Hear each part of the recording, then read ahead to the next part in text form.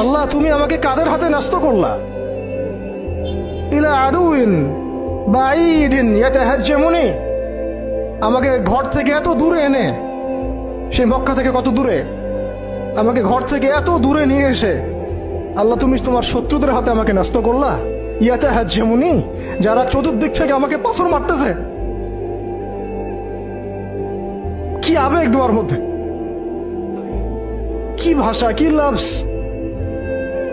ইলা আদুইন বাঈদিন ইয়াতাহাজ্জামুনি, তুমি আমাকে আল্লাহ ঘর থেকে বের করে এত দূরে নিয়ে আসলা, শত্রুদের হাতে সমর্থ করলা, তারা আমাকে চতুর্দিক থেকে পাথর মারতেছে।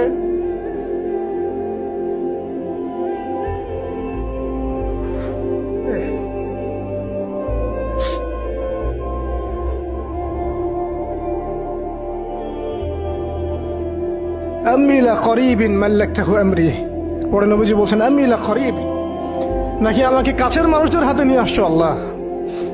আল্লাহ তুমি কি আমাকে কাছের মানুষদের হাতে উঠাই দিছ?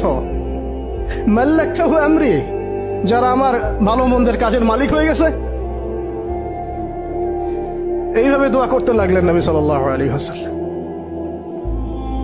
যায়েদ বিন হারিস রাদিয়াল্লাহু আনহু শামিল আছেন এখানে।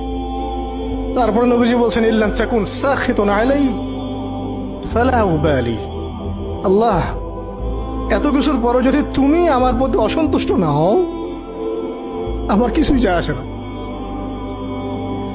আল্লাহ এত কিছু হয়ে গেল, এরপরে যদি তুমি আমার উপর অসন্তুষ্ট না হও, অন্তত আমার কিছুই যায় আসে না। আলহামদুলিল্লাহ। ইল্লাম তাকুন সাখিতুন আলাইহি ফালা উবালি, তুমি যদি আমার উপর আল্লাহ অসন্তুষ্ট না হও, তোমার কাছে আমি ঠিক থাকতে পারি, তোমার কাছে আমার অবস্থান ঠিক থাকে আল্লাহ, ফালা উবালি, আমি এসবের কোনো কিছুর পরোয়া করি না। কিভাবে বুঝবেন এই ভাষা শব্দগুলো?